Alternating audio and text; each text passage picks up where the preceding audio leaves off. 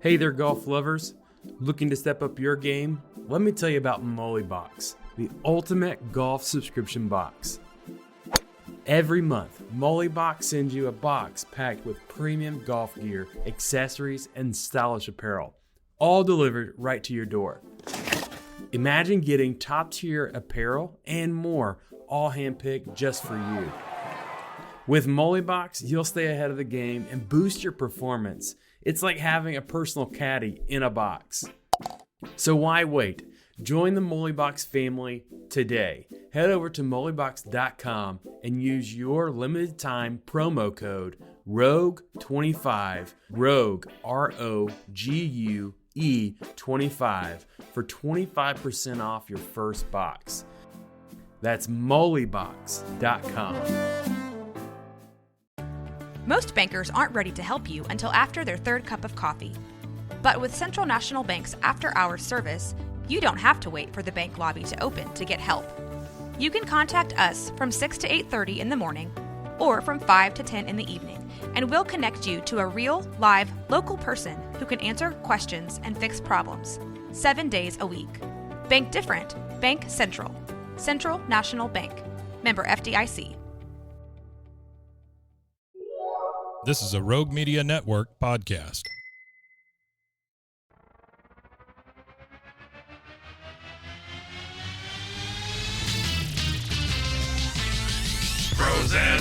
Frozen heroes. Gonna tell you about frozen heroes. Gonna tell you about comic books, costumes, Facts, boots. and other stuff. In this week's issue, Beneath the Trees Where Nobody Sees, the finale. Welcome into Bros, Foes, and Heroes. I'm Zach, joined as always by my co-host, Mr. Mike. Oh, I didn't get a title or anything. Oh, I'm sorry. No, it's I was fine. just- It's fine. This was great. Okay. I like it. We're getting to it. Yeah, I just We thought hadn't done this in a while. I missed the welcome in and all that stuff. I did. I missed next it. week I'll have a title for No, I you don't because we're going to tackle some Silver Age shenanigans. So we'll get back to having some, fun there with the intro too. I think I would be one of those people that would enjoy getting like a lordship or something. You know how you can give like people you can give them a lordship or Yeah. you can give them a knighthood or whatever. You want that? No. I'm not saying that. I'm just saying the title for some reason intrigues me. Okay, no, I get know? that. I get that then. All right. What we're going to do today is Thank finally. God that was settled. Well, I know what I'm going to get you for your birthday. Yeah, a yeah. title that's of some That's sort. it. All you gotta do is make shit up and give it to me. That's exactly. fine. That's what I'm going to do for your Yeah. birthday. Hey, you're now Here's the a piece of paper. Lord of club sandwiches. That's it. Oh, I would love that. Really? If I could just lord over people's club sandwiches. Yeah.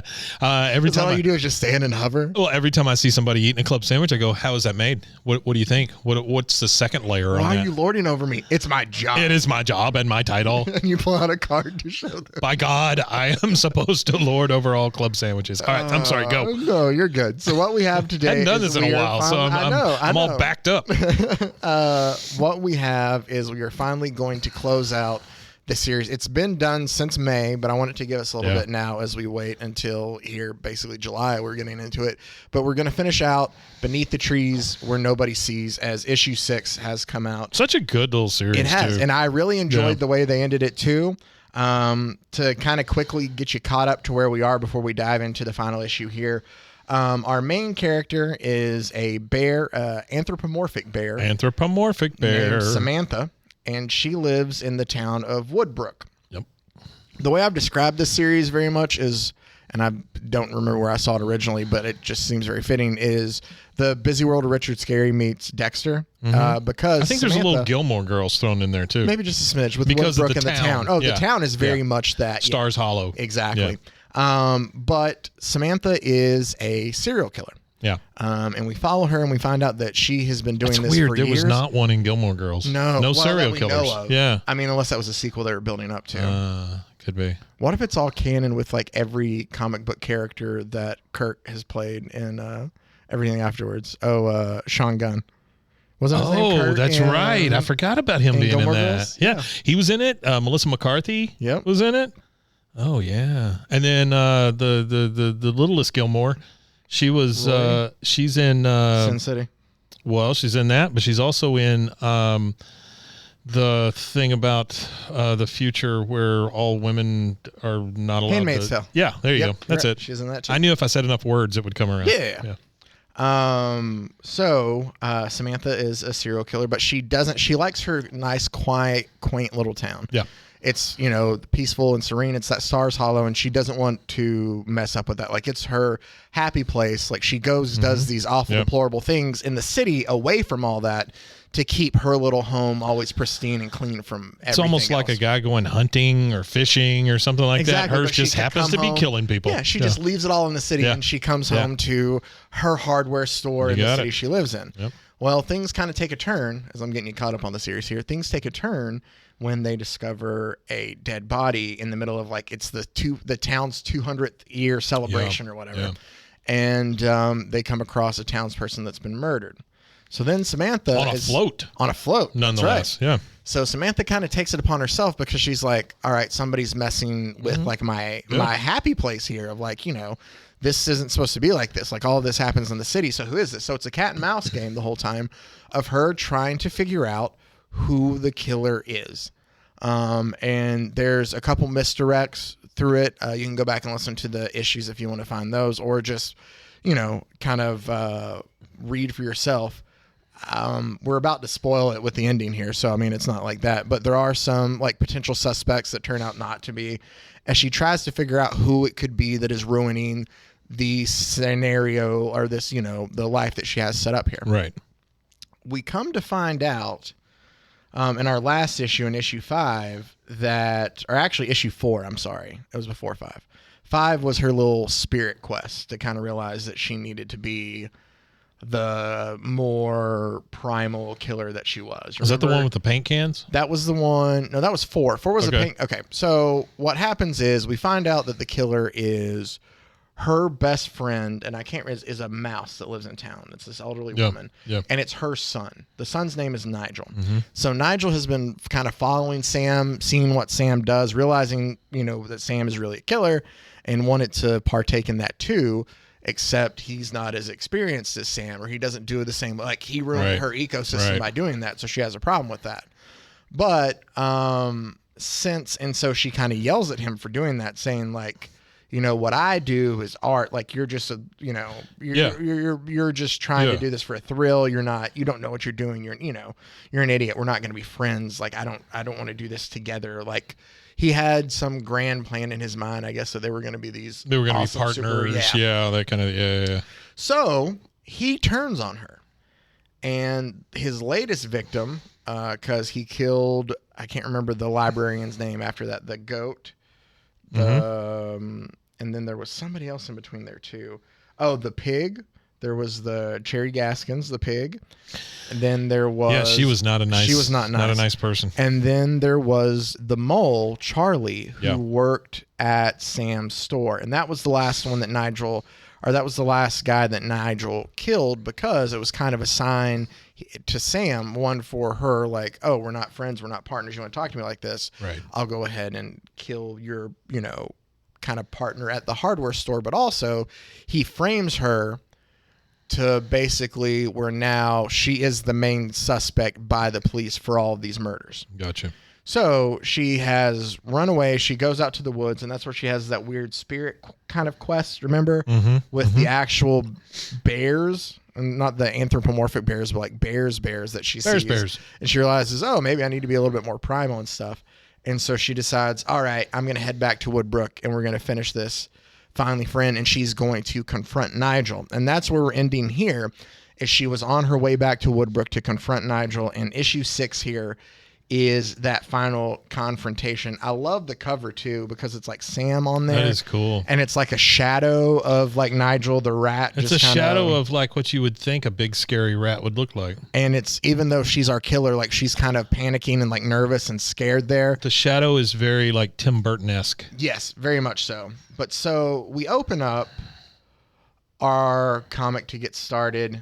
And again, while this looks very... and the other ones, while it may look very kid friendly, it is a more mature book. It is. Because we open up to like photographs that Nigel has taken of all of like the scenes. So are these his like trinkets? His yeah, that's what I was trophies going to and ask. Yeah. Yeah, but what he's doing is as he's looking at them, he starts burning them. Like he lights them all on fire. And we see that there's like a pile that he's made that he's burning just all the photographs that he saved. Oh, wow. He has this little like box full of stuff. There's like a deck of playing cards, a pocket knife. There's a handgun that he keeps out of it. And then he closes this little like lock box again and stores it away. He's kind of off in the woods, but there's like a little trap door where he has this all kind of like hidden away. He's got a handgun in there. And he sets everything down and he kind of looks over his shoulder to see if anybody's around now after he's gotten the handgun out of there. And he closes the little secret door back. And about that time, he puts his camera back on and he walks back out of the woods and he notices a little cat girl. I don't know what else to call it. Cat girl. Yeah, blowing bubbles. And he becomes intrigued and he walks over there to her because Nigel's a weird, Nigel is a weird little fart. He has been, yeah. And he walks over there and he's like, hey there. Here all by yourself? And she's like, I'm here with my dad. And he's Creepy. like, oh. That was super okay. Oh, it is. creepy. And he's like, oh, okay. I just didn't see anyone else around. And he starts holding up his camera and like taking pictures of her. Oh. And about that time, we hear Sally, like, yell from off panel. And it's, oh, there you are. Like her dad, like looking for her. And he's like, oh, thanks for looking after Sally. It's Oliver, right? And he just kind of sighs and goes, Nigel. And they're like, yeah, thanks. And he's like, all right, honey, like you got to be careful not to wander off. Oh, you gave me a heart attack like that. Sure. And the dad walks off with the daughter as Nigel points the camera at the two of them and clicks to take a picture and just goes bang as he like takes the picture. Oh, man. Then we get a copy. It's hard to believe that we've gotten to a point where we have good serial killers and bad serial killers. Yeah. That is where we're at here. He's walking by the newsstand. You remember the fox that was Sam's next door neighbor? Like she woke up in that panic in the middle of the night because she thought Nigel was outside her door. Yeah. Yeah. Well, he runs a newsstand, and the headline on the newspaper just says Samantha Strong, community killer on the run. And Nigel just sits there and talks to the fox, and he's like, it's always the ones you never expect, isn't it? And the fox is like, yeah, man, I've lived next to her for 25 years. One acts strange every once in a while, but yeah, I still can't believe it. And the two of them are just going back and forth like, man, nope, like it's weird that it's Sam, like, but it's always the ones you don't expect. Yeah. All right. Anyway, I What's gotta that run. same thing that reporters get after something like this happens? Oh, he was always such a quiet guy. Exactly. And all this stuff. Yeah. But he's also playing it off, because it's him and not Sam, but he's still, talking to him about it. Sure. He notices a rabbit. She's walking to her. I assume she's either walking to her job or she just got off and she's going. Oh, that's it. She just got off at the diner and she's going to pick up some groceries. And he is following behind her and he turns and he puts on his telescopic lens to get even, more close-up pictures. And he is kind of stalking her. And it has speech bubbles like away while he's taking pictures of like, hi. And like, him clicking like he's having a conversation with her. Then he follows her in to the store and he gets like pretty close to her. And about the time there's a page over the loudspeaker and it's saying like, attention shopper, please come to the customer service. Like somebody found your wallet out in the parking lot. And about that time, this bird woman just like crashes into the rabbit in a rush to like hurry to go get her wallet. And it knocks the rabbit down to the floor. And Nigel is there now behind her to help pick her back up. And he's like, hey, need a hand? And he's like, man, she really wasn't looking where she's going. And the bunny goes, yeah, I guess you're right. I'm sorry. I know I've seen you in the coffee shop a million times before, but your name, and he goes, and you can tell he's kind of annoyed by his facial expression. And Nigel goes, it's Nigel. Why are these people, I think as creepy as this kid is, I would remember his name. Right. But she turns to walk away and he's still taking pictures. And he clicks again and goes bang, just like he did with the other. Creep. Then what we see is Are we supposed to think if they called him by the right name, he wouldn't be a serial killer? I don't know. I think it's just showing that people overlook him. He's overlooked. Yeah. He's kind of forgotten. Nobody remembers who he is. That makes sense. And so that's what I get from that more. We get like a dark room, and he's exposing, or he's. Is that what do you call it? Well, no. What do you developing? Developing. Yeah, he's developing images from his film. He's developing images from the film. He's not exposing anything. No, he's not. Yeah. And he's looking at it, and he's like, "With you on the run, this is like shooting fish in a barrel." And he's talking about Sam not being there, obviously. I know you'll be back though. You probably can't help it, but you're going to regret that. And he leaves the apartment because it's not his apartment, right? Yeah. It's just an empty apartment that he's rented out just to be his room to develop these photos. It says weekly rates on it's it. weekly too, rates. so you and know he it's just drops, scuzzy. Yeah. And he just drops it in an envelope down there and just leaves the building. Wait, what did he drop in the envelope? The pay. Oh, okay. For that rent. I didn't know if it was the pay for the rent or if he was dropping some pictures. No, it's the pay for the rent for, because that's all he's using it for. Gotcha. Is the dark room. The dark room. Oh shit! Sorry. Yeah, dark room. So then Might have to take that part out. I yawned really big. you're fine. Okay. So then we look back, or we get an outside view of a little yellow house, and you hear a clump, like something falling down, Okay. and we see that we're now inside Mrs. Mouse's house, Oh yeah. Nigel's mom, Yeah. and she just turns back around and she goes, "Nigel, you're home early. You've been staying out so late. I didn't think." And she's cut off. And I think that's the perfect time for us to take a Oh, break. come on. Yeah, and we'll come back Oh, I got with the resolution of issue 6 of Beneath the Trees Where Nobody Sees after this.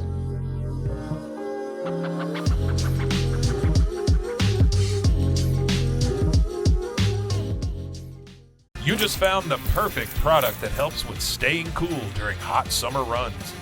No more gross warm water. Stay cool with this product from Gear Handle. This hydration tube cover helps keep your water cool and easily accessible. Stay hydrated during those long summer runs or even delay from freezing in the winter. Plus, they're compatible with various brands of water bladders and come in various colors. Visit GearHandle.com and use promo code H2O today. And now we are back to close out Beneath the Trees Where Nobody Sees. I wanted to pause right there. I guess we're not technically at the halfway point, maybe just a little bit before, but I wanted to, that just seemed like a natural I think beat this for is us literally to pause the on. halfway point. It might actually be. Yeah. All right. So Nigel's mom hears a clump coming from the other room, the sound coming in from the room, and she turns around. That's where she's like, Was it a clump? it The says P? clump, C-L-U-M-P. Okay. All right. Because I would think clump and clunk are two different words. That's true. But this was just says clump. I just looked at to the me, letters. it sounds like a clump sound makes me think that something fell, maybe like a clump. Clump seems like you threw down like a tote bag or something, like clump. Oh, that's You true know, too. a clunk. That works too, though. A clunk seems like something metal fell over. Mm-hmm. Right? No, I'm with you Okay. there. All right. So, It was a body, wasn't it? no. Oh, okay. So, Miss Mouse says, you're home early. You've been out so late. I didn't think. And she turns around to look and she goes, Sam? Ah. And Sam says, hey, Lola. That's his Yeah, name. sure. And Lola says, the whole town's looking for you. And Sam goes, they're after the wrong person. To which Lola replies, see, I knew you didn't do it. And Sam replies, it's Nigel. She also didn't think it was her son. Yeah. Hey, she goes, it's Nigel they want. He Yeah. killed them all. To which Lola goes, as she sighs, she goes, and I guess I knew that too. Oh. All right? As we see it Well, there. parents generally That's know. true. Well, she was like, you've been out so When late. their kids are like, creeps. She suspects. She's probably in her head like, no, it can't be. Yeah. But, so, That's the actual halfway point, I think, right? yeah, I think I see Is the that where it staples goes? there. Yeah. So, she goes, I know Nigel has been a bit wild lately, but you two aren't so different, are you? Wild lately. And Sam goes, Did she know about this the whole time? And Sam goes, you knew about me too? For how long? And Lola goes, for a while now. Oh, Sam, if you don't have friends and family, like what else is there? And Sam sets down a bag and starts unzipping it. She clumps. And Lola goes, isn't there a way like you two could work this out? And Sam says, as a matter of fact, I think there is. But we should talk this over at my place. Mm-hmm. And She gonna Lola put Mouse Lady in that bag. Lola goes, should we leave him a note? Or Samantha, why are you wearing goggles? Because she notices her standing there. And Sam goes, we'll take my truck. I have a hunch once I park it out front, he'll show up in no time. Oh, wow. And so that's where we end that scene. Yeah. To To which we just get now the front of Sam's house front of Sam's house. with chocolate chip cookies made and music being music played all over the house. Yeah. The window, Nigel hears it, climbs in through the window. She's right. The window over the sink. The window over the sink that she probably left unlocked. Yeah, for probably, him. sure. And She's just setting a trap for this little mouse. She is. And he comes in and he sees, oh, look, she's just sitting there reading. Oh, yeah.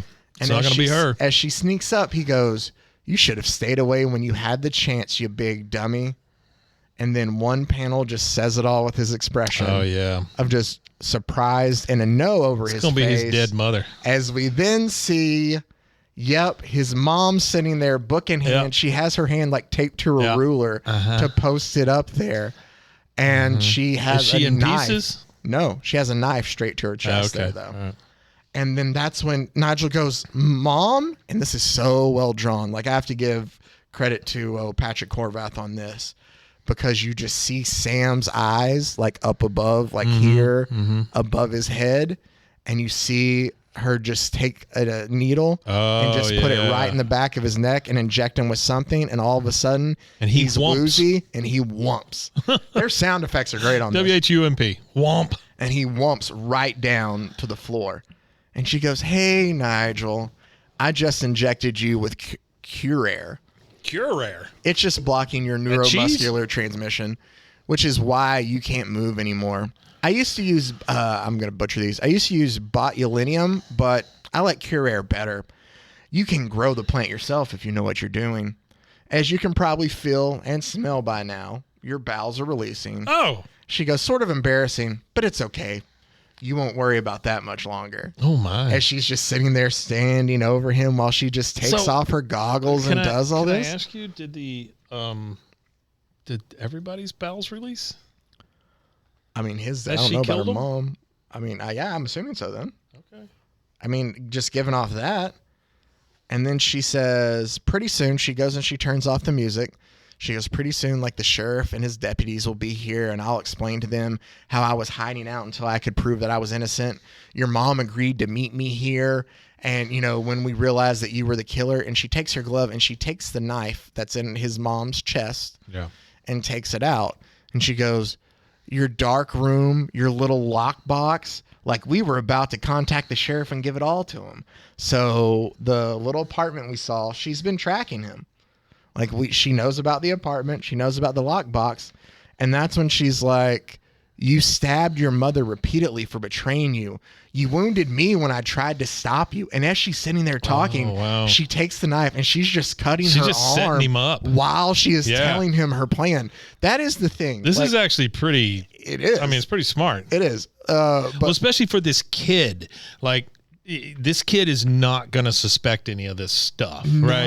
Not enough life experience to know, oh, wait, she's sneaking around. She's doing this. Oh, she's setting a trap, all that stuff. He thinks he's so smart. Yep. He fell for like he said, shooting fish in a barrel, and she used that confidence against him. Absolutely. And so she also goes, you recognize the knife? And it's the same knife from earlier in his lockbox. She went back and stole it. So his fingerprints are already all over it to begin with. Yeah. And she goes... She's definitely smarter than him. She goes, I got to say, I'm pretty disappointed because she's just standing over him. And the gun that he had grabbed earlier has fallen out of his pocket when he, fell to the floor. Okay. And she goes, only idiots who don't know what they're doing use a gun. I'll just tell the sheriff we wrestled for it. And as we struggled, the gun went off, taking most of your head with it. Oh, wow. And then, he's just sitting there, his eyes just petrified because he can't move. This is very, this is very dark. I will say the way it's done. It is very dark because of the lack of. I think everybody's had that nightmare where they can't move. Yes. You know what I mean? And things are happening around them. Yes. That is, I don't like that. No. And so she goes, it'll be a big it's like mess. Sleep paralysis, basically. Yeah. It'll be a big mess, but it'll be clear. Okay, I'll clean up whatever's left of you and then move on with my life. You're not a killer. You're just a dumb kid who didn't know what he was doing. Yeah. And she goes, and your mom and I might go back 40 years, but she was just someone I knew. I liked her well enough, but that was about it. I don't pretend to know what love is. Your mother did, though, and she knew all about what you'd been doing and still went on loving you. Did you know that she knew? And she goes, that's so special. how could you kill her, Nigel? She is just a psychopath. Dude, she is. I mean, she is a stone cold killer. And she puts the gun like in his hand and pulls it up to like his head while she's sitting there talking to him as he has tears just hanging on his face. Yeah. And she goes, the only person in this whole world who ever loved you, how could you do that to her? Oh, well. And then we just get a bang, Jeez. which things come in threes. Yeah. So that's the third bang of the book too. It was the first with this camera, the second with this camera, and the third now here too. Just another little thing that I picked up on when I was reading. So then next we see the cops are there as they're cleaning up the mess. Yeah. And it's like in suddenly small towns. How the sheriff is a bloodhound.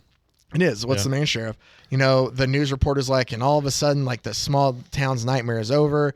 Shocking revelations show that it was, you know, Nigel who did this. They found he was framing Samantha for all the murders. Like everything's just kind of tied up in a way. She did it. How it needs to. Yeah. And it ends with, you know, in Woodbrook, I'm Rebecca Lee for Action 8 News signing off. And like everybody just goes back to the way they were in a way. It says, and just like that, the town came back to life. The cold grip of fear thawing out, allowing folks to rejoin the world as they remembered it before it turned so strange. Maybe there's a hint of something bad that remains, but it's not much. Like the fuzzy details of a nightmare that faded away into the morning. And we get like images of like the townspeople going back to living their regular lives because they caught Nigel. Well, the fear is gone now, right? I mean, it's any town that has somebody on the loose. And so while we're there, like we get a little interaction between the cat and Sam. Remember when she broke into her house? Yeah. And it's just a smile and a nod to show that the two of them are still on good terms, they're obviously. Still good, right? Charlie, which was the mole who worked with her. Right. I remember his him. wife, I can't remember his wife's name. Oh, Pauline. She shows up to Sam at How the can you hardware not remember store. Pauline I the know, mole? my Come bad. on. And tells her that she made him some casserole, Molezetti casserole, because she would always... Molezetti. She would always steal some of Charlie's leftovers, and she just wanted to thank her.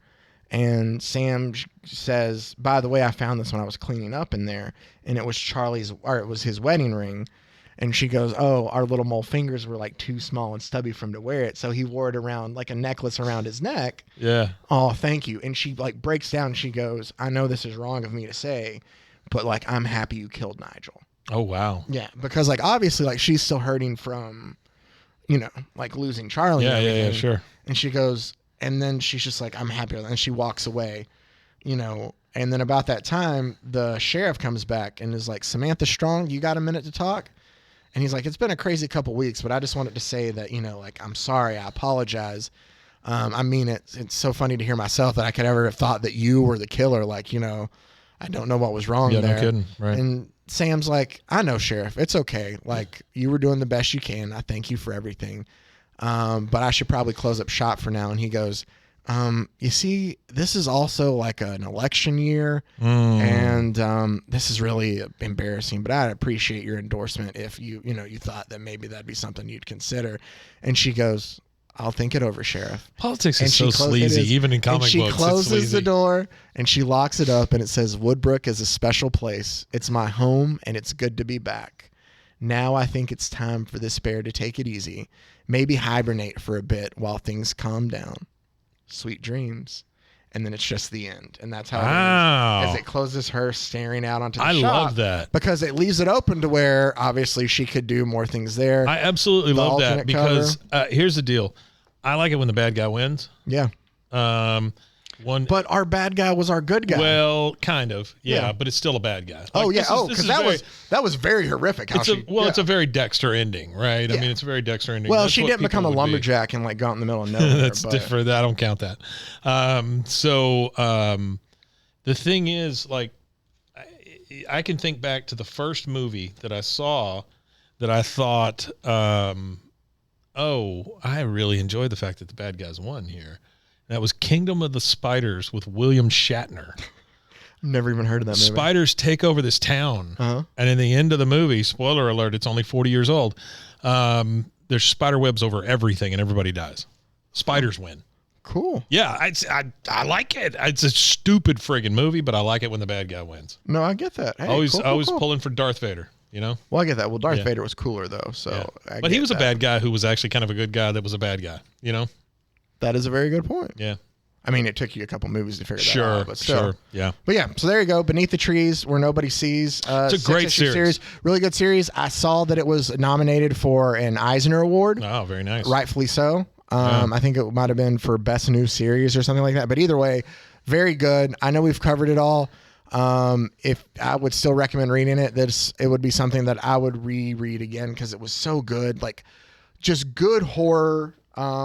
And I enjoyed it a lot. So it was very good. I appreciate you getting us through that one. And I don't mean it the way that sounds. I mean, that one takes a lot of, there's a lot of nuance in that story. And so I appreciate you getting us through that. That's cool. No, I liked us was being very able good. to be able to kind of take that journey together as it was coming out too. That was fun to do as well. Yeah. I always like when you hide the panels from me. I know something big's coming. Well, I don't want to ruin the story. But No, yeah. I get it. I like that. It's cool. Yeah. It's like, oh, he knows what he's doing. He's hiding the panel. All right, next week coming up, I've saved. We're going to get back to away from horror or scary into something more, well, a lot more silly, as we're going to dive into some Silver Age shenanigans. I got a couple Superman stories that are just kind of, well, they're weird. And Aquaman, and his pet octopus. Did you know he had a pet octopus? I did not know he has a pet octopus, but you're going to find out about that. that makes me understand the boys a little more. Maybe just a smidge. Yeah. As always, want to thank you guys for taking the time out to listen. Make sure to check out Rogue Media Network and all the other great podcasts in the Rogue Media Network family. RogueMediaNetwork.com. And until next time, stay safe, everybody. Golly gone. Frozen heroes. Gonna tell you about frozen heroes. Gonna tell you about. This has been a Rogue Media Network production.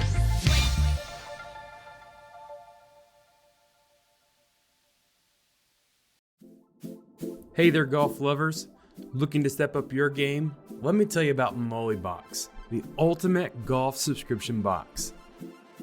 Every month, Mollybox sends you a box packed with premium golf gear, accessories, and stylish apparel, all delivered right to your door.